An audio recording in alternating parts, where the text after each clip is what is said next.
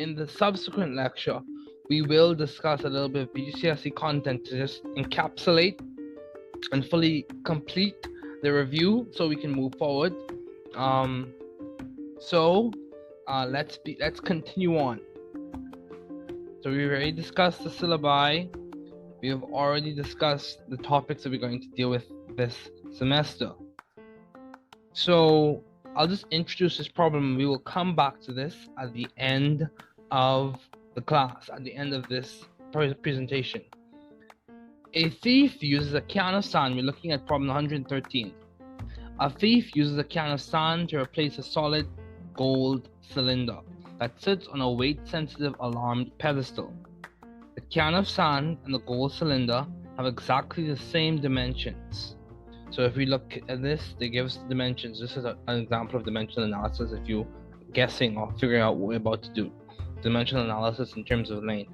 So length is 22 centimeters, radius is 3.8 centimeters. Calculate the mass of each cylinder. Ignore the mass of the can itself.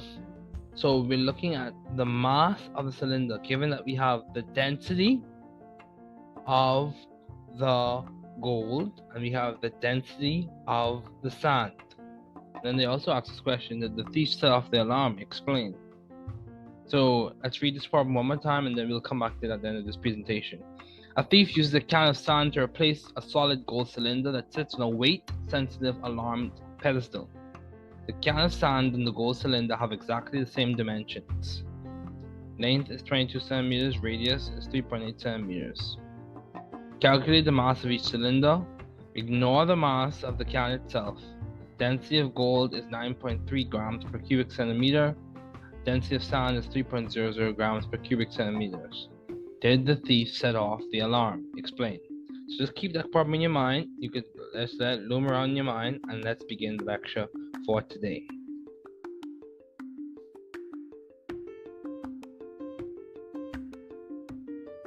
Okay. So what is chemistry? We discussed this earlier.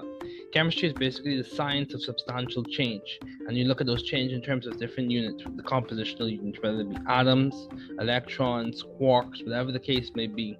We look at the change of the substance in its terms of its compositional units, or in terms of the macroscopic object itself. What is matter? Matter is anything that has mass and takes up space or has a definite volume. What are the properties of matter? Matter's properties, they depend on the physical state of that matter that we're looking at, whether it be solid, liquid, gas, or plasma. What are some units of measurement? Some units of measurement are SI units, of course, and they could be ranged from length to Celsius, depending on what you're looking at. What is dimensional analysis? It's a way we do calculations. So, and I've already discussed these things. So we've discussed all of these things in lecture already. The atomic theory of matter refers to John Dalton's atomic theory. If you want more information about that, feel free to look back in your textbook or re-listen to the lecture. We'll discuss a little bit of that later on.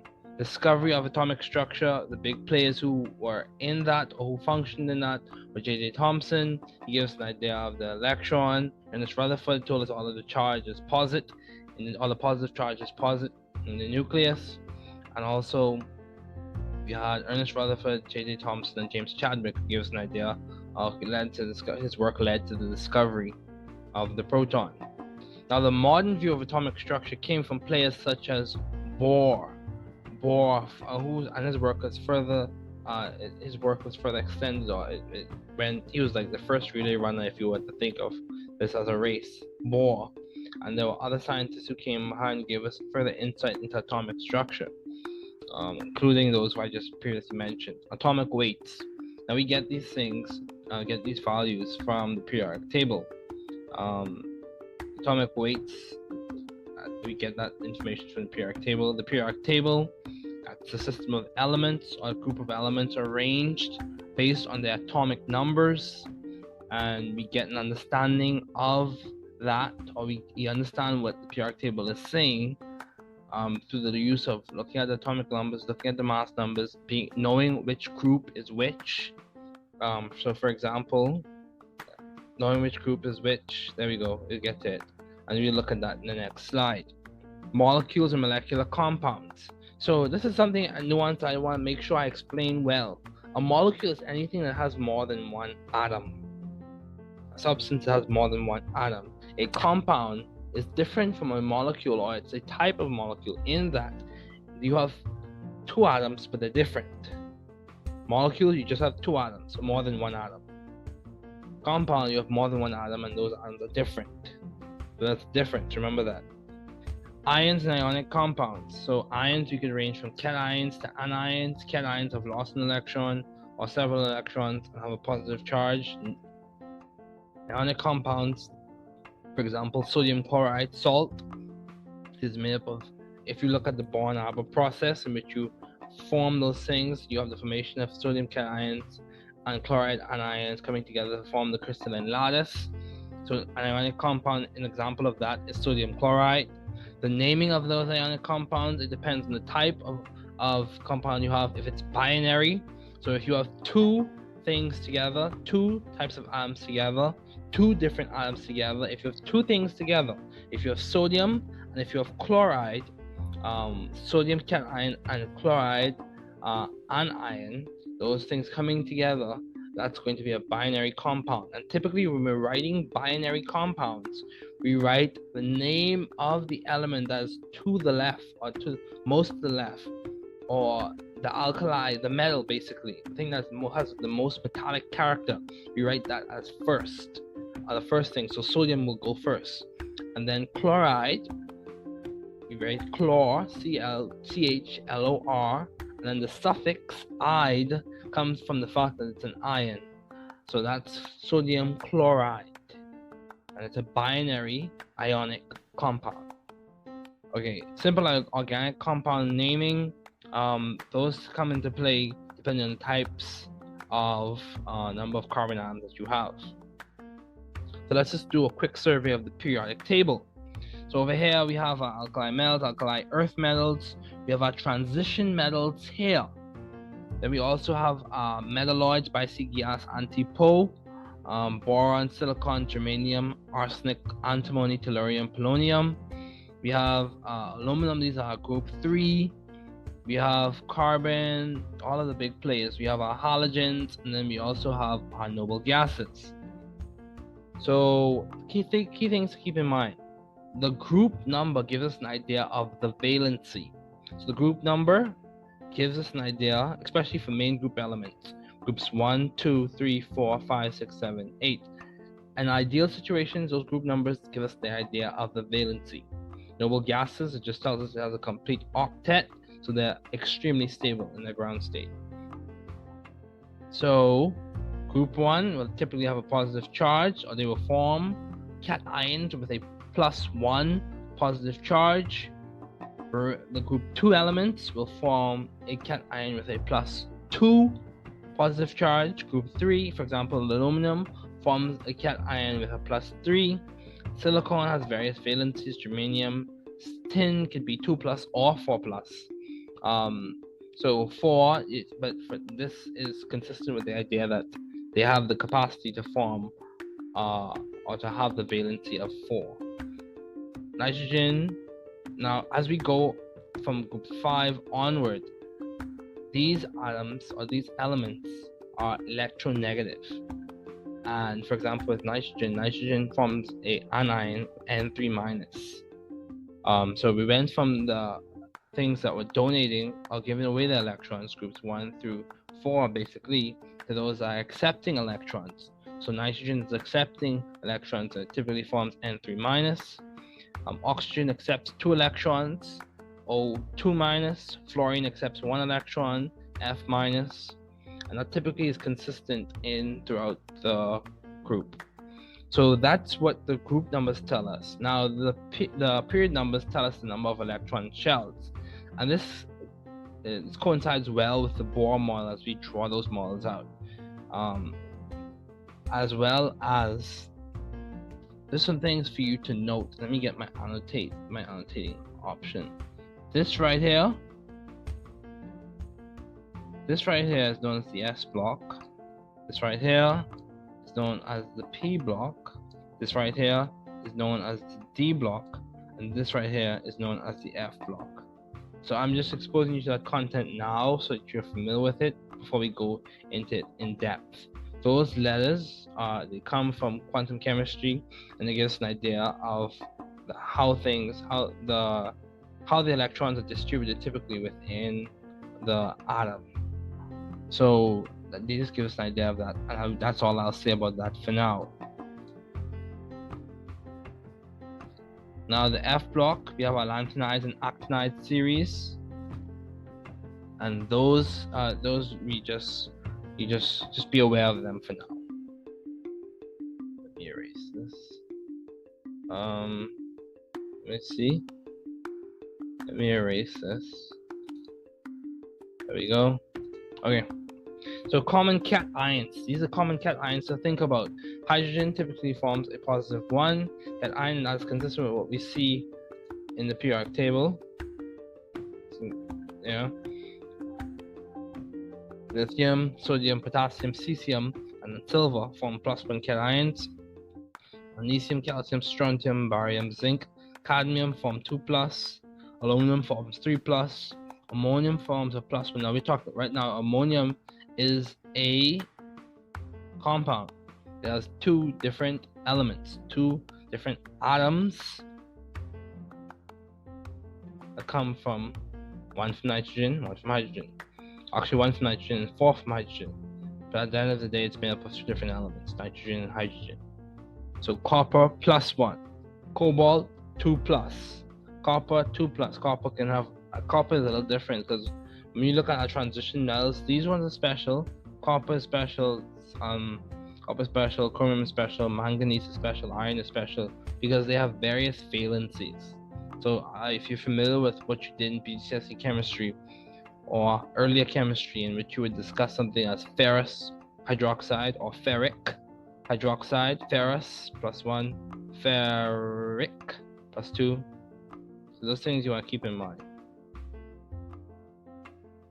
Those things you want to keep in mind. Copper, cuprous 1, cupric 2. Just want to keep those things in mind. Okay. So you have your mercurous. These are just classic examples of what I'm saying. It's important to be well versed in this language, so as we progress throughout the semester, you're aware of what I'm talking about. So as we continue on, we see that we have hydride. Yes, in this case, you have a hydrogen that has a negative charge. That's just an example of how things are not set in stone, how hydrides form. You typically see hydrides forming or hydrides being released when you have a basic reaction or some type of nucleophile. So fluorides, chlorides, bromide, iodide, all of those anions, they gained electron density. Oxides, peroxides, sulfides, all of these gain 2 electrons. Nitride, this is consistent with what I said, gain 3 electrons. Acetate, chlorate, perchlorate. Now these right here, chlorate, perchlorate, nitrate, and permanganate. These are an example of what we call polyatomic anions. If you listen to the name poly, more than one, atomic, more than one atom, ions, and that's what these are. Same thing with carbonate, chromate, dichromate, sulfate, phosphate. All of these, from this chlorate to phosphate, all of these are an example of polyatomic anions. Okay, so we discussed the naming of those things already. So these things we have discussed. The postulates of Dalton's atomic theory, we have discussed that already. Key experiments, we discussed that. To describe the structure of the atom, we discussed that. The electric charge, we discussed that. The chemical symbols, subatomic composition, that's a fundamental concept we will discuss. Atomic weights, we'll discuss that. Describe how elements are organized. These are all key skills that your book requires you to know. So if you look in the textbook that I recommended that you buy, that's a required textbook for this class. I sent you a link of in the email. These are skills that you will see. Distinguish between molecular and ionic substances in terms of their composition. We've done that. Distinguish between empirical formulas and molecular formulas. So empirical formulas, this is something we will discuss. Empirical formulas is the simplest representation of a chemical formula. Molecular formulas is just a general representation, or the representation that you first get. Empirical is the simplest form of the chemical formula. Describe how molecular formulas and structural formulas are used to represent the compositions of molecules. Structural formulas show you the shape, give you an idea of the molecule's geometry. Molecular formulas just give you an idea of what elements it's made up of. Explain how ions are formed by the gain or loss of electrons, and be able to use the periodic table to predict the charges of ions. Explained that already. All these things we will get to, or we have already discussed. Now, balancing chemical equations. Now, this is a fundamental idea. I need you to go back and review that. If you don't remember how to balance chemical equations, I need you to go back and review that. That's going to be very important when we start discussing thermochemistry. Balancing chemical equations means you have the same number of elements on both sides of the arrow. Same number of element A, and the same number of element A on the reactant side, same number of element A on the product side. And what I mean by same number, same moles, same stoichiometric coefficient, same thing on the reactant side and same thing on the product side. It's consistent. If you don't remember it, go back and review it. Calculate molecular weights. That comes when you do your periodic table. Also, you can calculate molecular weights from percentage of relative atomic mass. You can calculate that from abundances and things like that. So convert grams to moles, moles to grams. That's stoichiometry. We've reviewed dimensional analysis. Go back and review the BGCSE stoichiometry things if you don't remember those. Avogadro's number and percent yield. So I'll just show you a quick example of how to do percent yield. Percent yield is done by your actual yield over your theoretical yield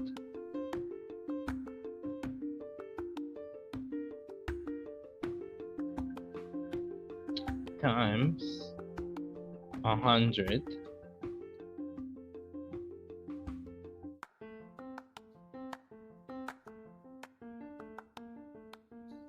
over 1. Actual yield over theoretical yield times 100 over 1. Now your actual yield is the value that you get or you obtain in your experiment. The theoretical yield is the value that you calculate using dimensional analysis from the value, or the number of moles of the element that is the limiting reagent. Let me draw that back. So you have in your reaction a element or a molecule or a compound that will be consumed first. We'll run out of that one first. And that limits the reaction because it determines how much product you can make.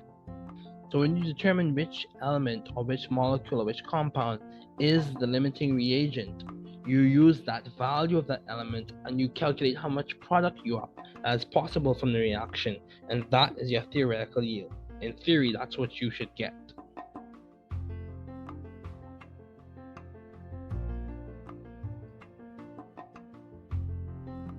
Okay, so let's keep going.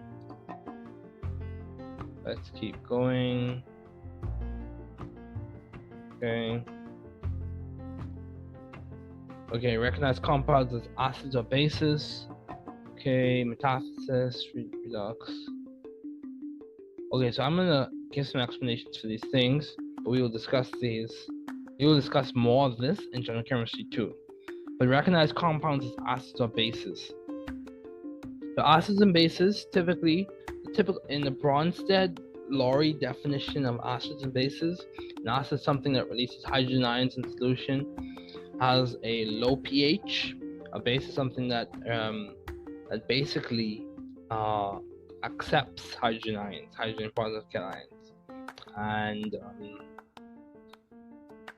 actually, another way to put this is a base is something that accepts protons, or accepts hydrogen ions.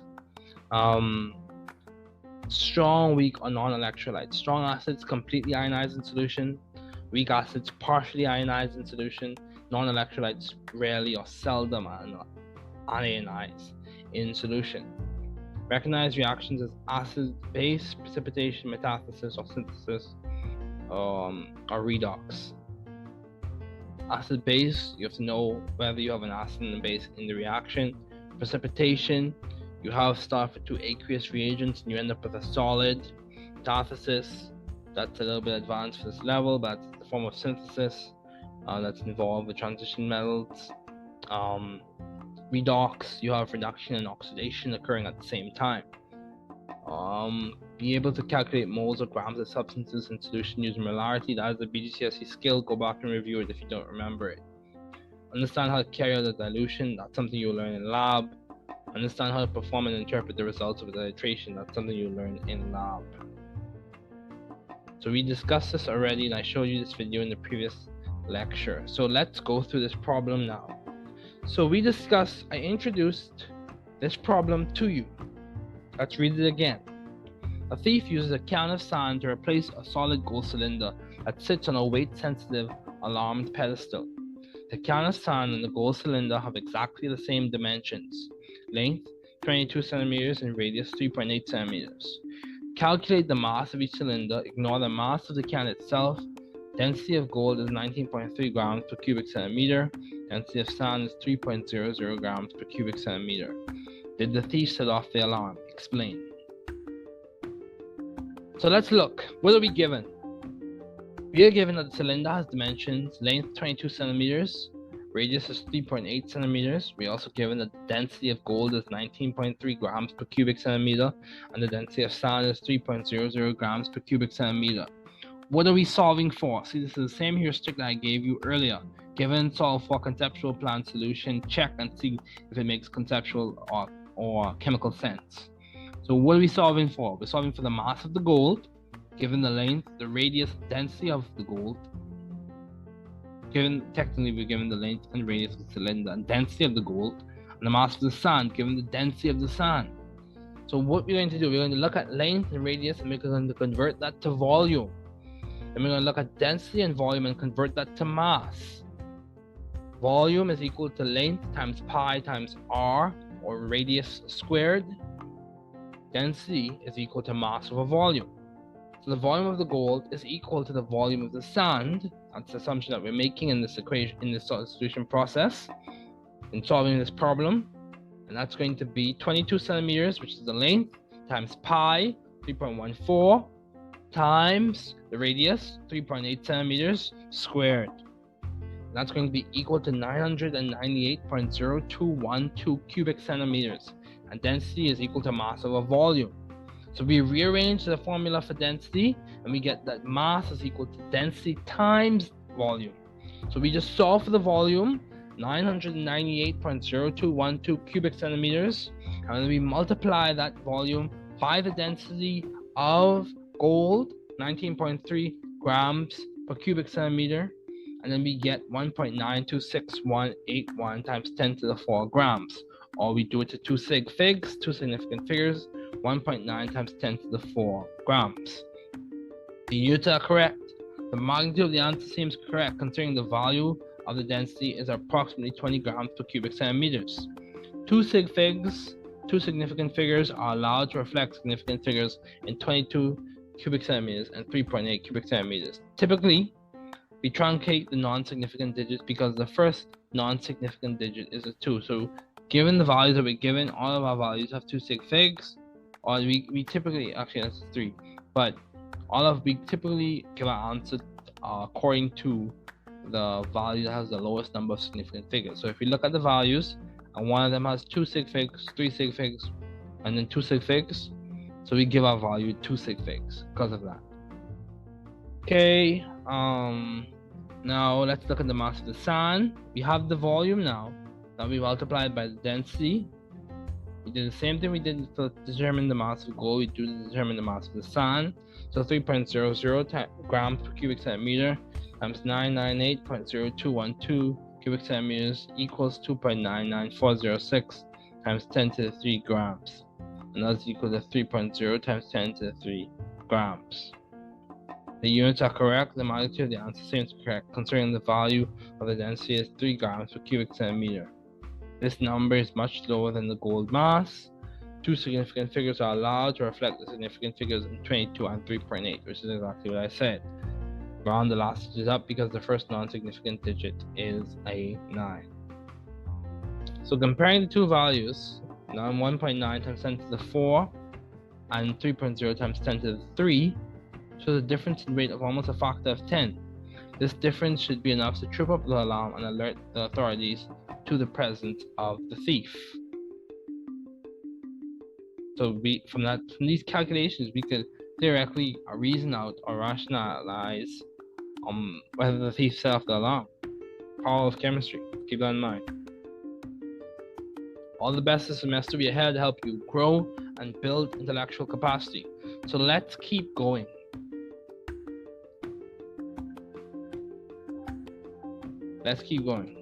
So I'm going to go through, I'm going to help you out, and I'm going to go through some BGCSE chemistry concepts. I'm going to go through, I went through the curriculum and I designed another resource for you, resource that can be helpful for you, and we're going to go through this. Okay.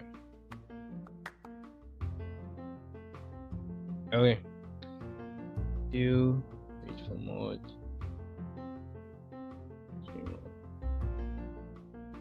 There we go. So we discussed what chemistry is. It's a scientist change that can occur in the context and on the scale of substantial change of quarks, subatomic particles, or atoms. Now we're just this is a recap of BGCSE chemistry. I want you to be aware of what's going on in the class, so I'm going to give you a little bit of review of BGCSE chemistry during this lecture this morning. So focusing on BGCSE chemistry, there is organic chemistry, biochemistry, physical chemistry, and theoretical chemistry. And theoretical chemistry is basically all of those chemistry in a nutshell. We just do a surface level view of those things. So it's very basic chemistry. So organic chemistry is a study of hydrocarbons, focusing on their reactivity, structure, mechanism, and the theories associated with those reactions.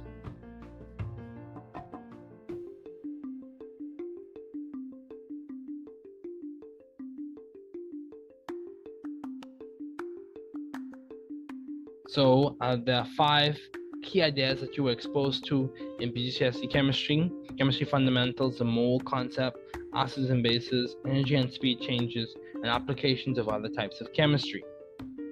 A core idea that you were introduced to is that matter is made of particles ranging from atoms to ions. These particles are arranged differently in solids, liquids, and gases, and when heat or energy is applied, phase changes also can occur. So let's keep this in context. The particulate nature of matter is that matter is made up of particles. These particles range from atoms to molecules to ions. These particles can vibrate and move, and eventually the distances between the particles changes, and that affects the physical state, resulting in phase changes. So the elastic collisions are the consequent. Let's talk about elastic collisions. So this is tied into something we learned in BGCSE chemistry, or this is tied into the kinetic molecular theory, which is a very important concept to understand. So elastic collisions, which occur ideally with particles when they contact each other, and they result in the conservation of momentum, or that momentum is conserved. The final momentum is equal to the initial momentum. It's almost like two good basketballs hitting each other.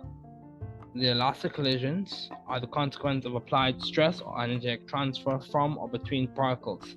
Elastic collisions occur ideally between particles, and this is a consequence of kinetic molecular theory.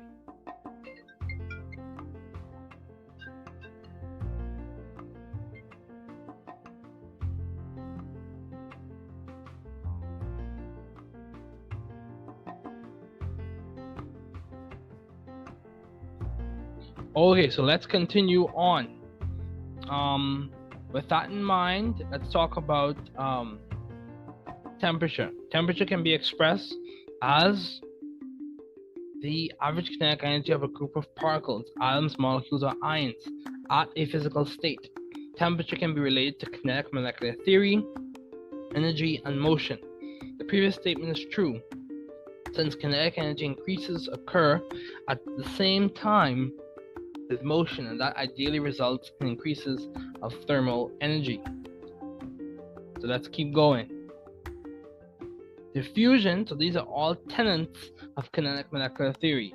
Diffusion can be explained as the movement of particles down a gradient without external input of energy, the opposite of active transport. This is a consequence of the kinetic molecular theory, in that particles are in constant rapid motion, interacting with elastic collisions. Diffusion is physical state and temperature dependent. Diffusion is the movement of particles from high concentration to low concentration, or basically down a concentration gradient. Diffusion is dependent on the physical state of the substance and the temperature at which the substance is at.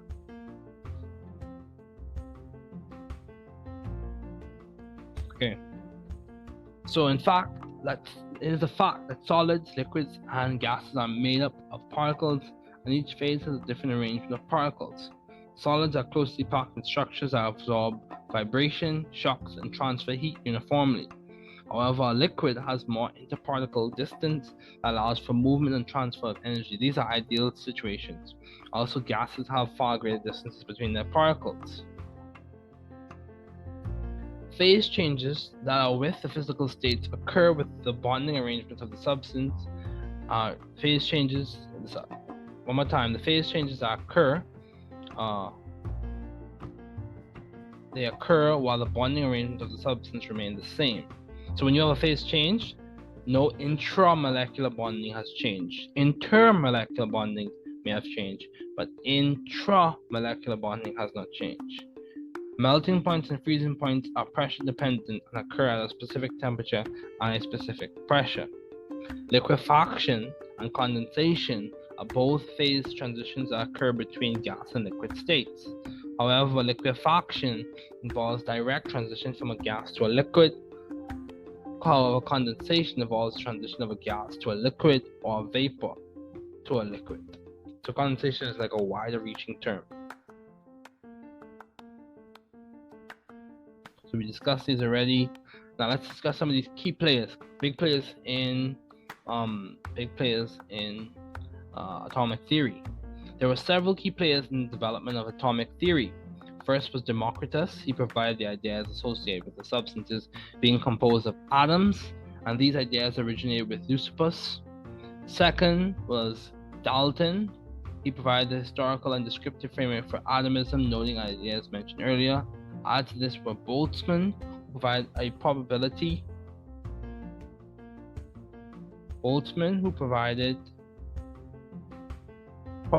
framework for atomic kinetic energy.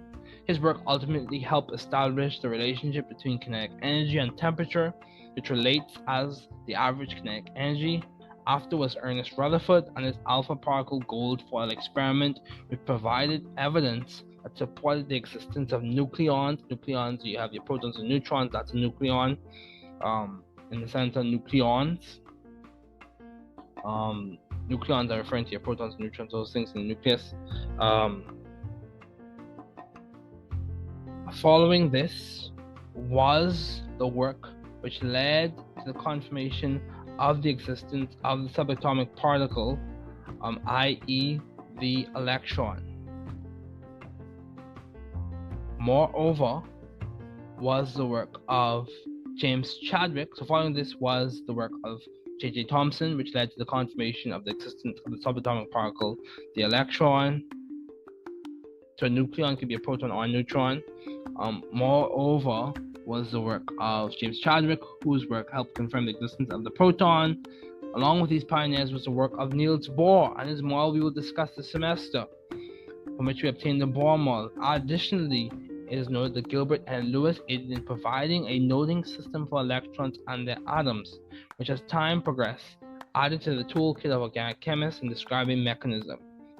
However, it is established that the position and momentum of an electron cannot be determined with equal accuracy, and that's the Heisenberg uncertainty principle. So these things are foundational. I'm not going into all of that. Feel free to go over your BGCSE notes. Feel free to go over your BGCSE notes. Let's see. Okay. Let's actually, you know what? Let's just go over these things and go over the concepts, the foundational parts that occurred in the BGCSE curriculum that are very relevant to what we'll discuss this semester. A bond is an attractive force between nucleons and electrons. Nucleons can be protons or neutrons.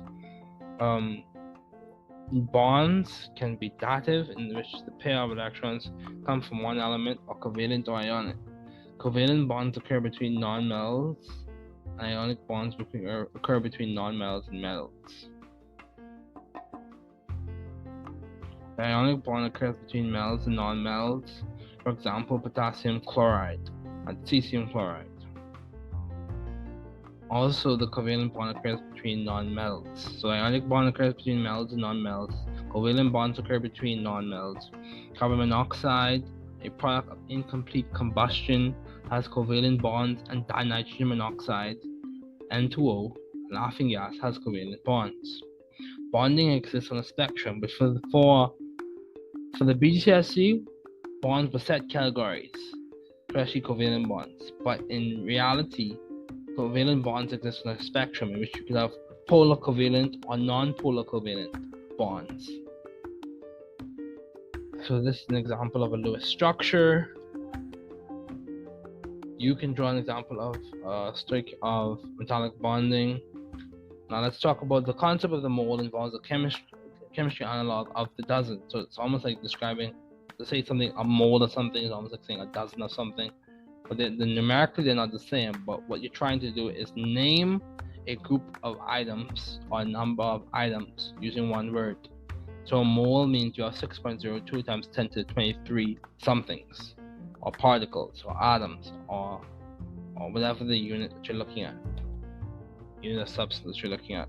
This is typically how you did your stoichiometry calculations. Given mass of reactant over 1 times 1 molar over the mass of the element times the molar ratio times elemental mass of product over 1, and then you get your mass of your product.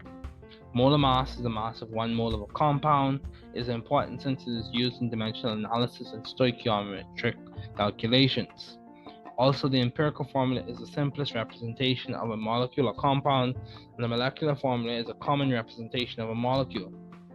Given mass times 1 mole over molar mass gives you the designated number of moles.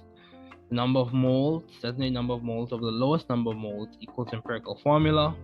Molecular formula is given mass over empirical formula mass, and that gives you a scale factor. The scale factor times the empirical formula gives you your molecular formula.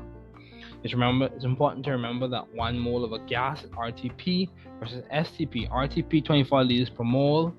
That's standard. That's the standard RTP, room temperature and pressure, in which you have this is the volume a gas occupies. The RTP 24 liters per mole. Temperature is going to be 0 degrees Celsius. Pressure is going to be 1 atmosphere. Standard temperature is 25 degrees Celsius. Standard pressure 1 atmosphere, and standard temperature and pressure the gas occupies 22.4 liters per mole in terms of volume. Okay, so Dmitry Mendeleev, what did he do? He helped organize the table, and from this organization of the table of elements, he organized it into periods. We know that the period number refers to the number of electron shells, and the group number, top of the columns, refers to the valency of the elements in the respective column. Okay, in the table you have 9 big ideas. Group 1 is alkaline metals like lithium. Group 2 is alkaline earth metals like magnesium. The middle section of the table is transition metals, followed by group 3, 4, 5, 6, which are elements with different properties. Group 7 is halogens like fluorine, also group 8, also known as group 0, is noble gases. A note on solubility. Now we could go into all of this. This is not completely relevant to what y'all will be doing this semester, so we will not discuss it.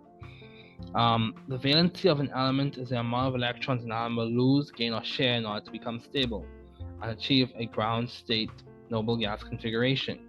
This idea is important because it is the basis of chemical reactivity and it influences the formation of bonds. It is relevant since it is in the periodic table. It can be obtained from the 4 main group elements and the group number.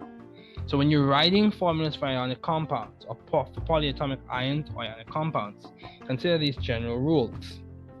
Write the symbol, write the valency, exchange the valency for notation purposes, and write the formula with the exchange valency as the subscript.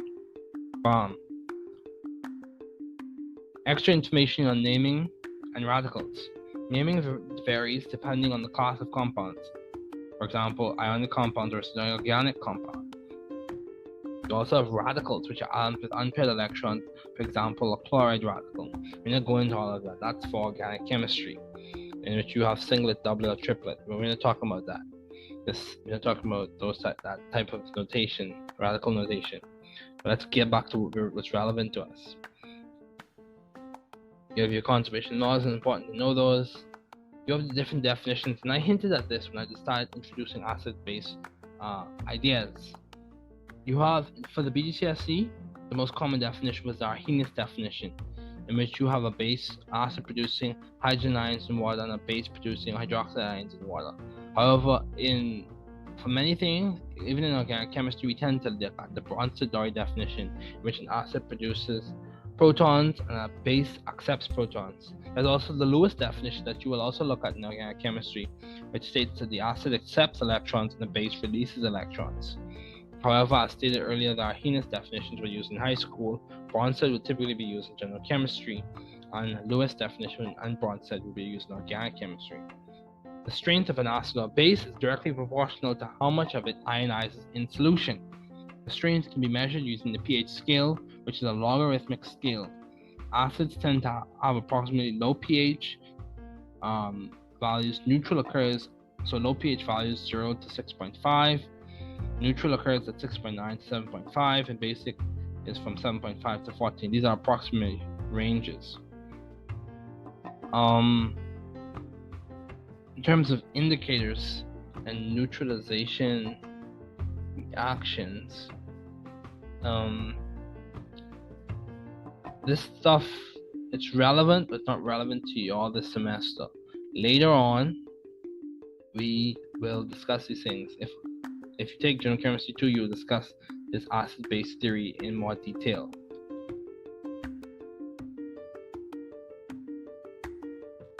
Okay. The Chatelier's principle. That's for General Chemistry 2. General Chemistry 2. Okay. All the things. General Chemistry 2. Okay. So I just went through some BGCSE concepts with you. Now, let's look at the pocket. This is the pocket that I sent you. If you turn, this is the PowerPoint presentation in the pocket. If you turn to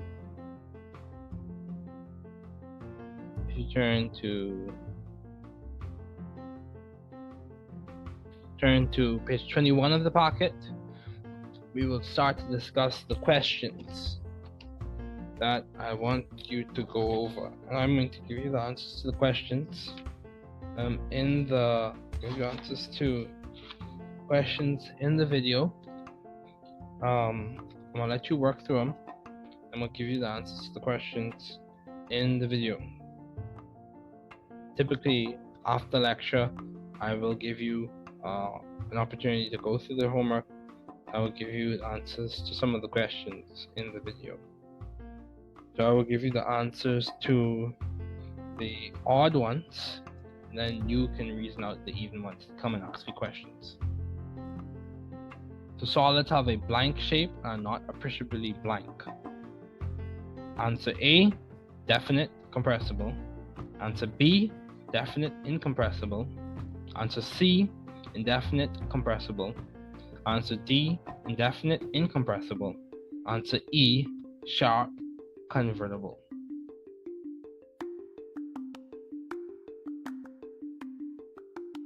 If you look at your book, the book that's required, you can find these answers. So don't depend on me to specifically give you the answers, but look in your book and take ownership of your learning. So for number 1, the answer is solids have a definite shape and are not appreciably compressible. So let's keep going. We look at number 3.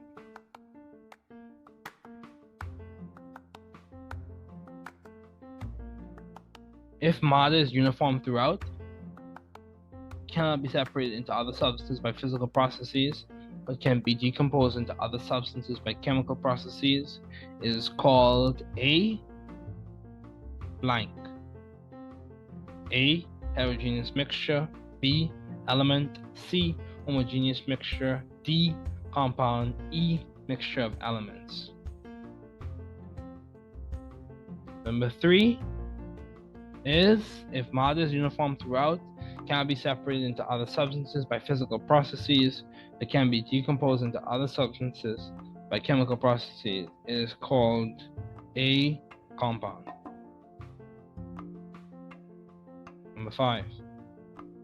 The symbol for the element magnesium is ARP, BMN, CNE, DSI, EMG. Symbol for the element magnesium is, I will let you look at your periodic table for that one. Look at number 7. Number 7, a concise verbal statement or mathematical equation that summarizes a broad variety of observations and experiences is called a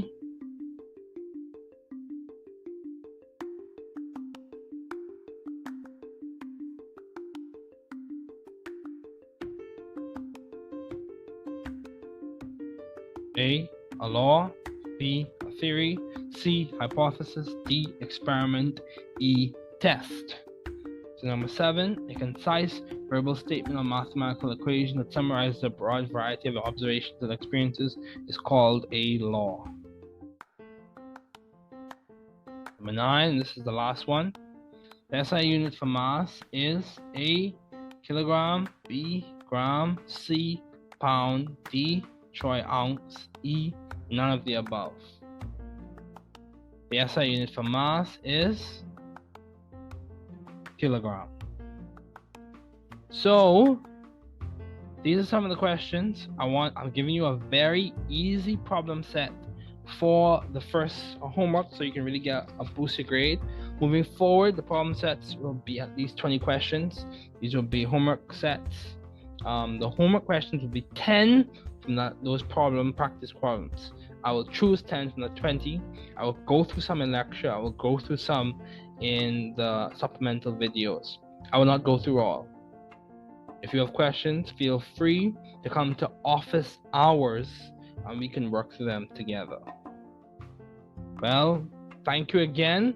Once again, this is General Chemistry, and I am so excited. I am very excited to be your professor this semester. I look forward to the things that we will learn. I look forward to how you will grow as a scientist and as a student. Thank you again, and best of luck this semester.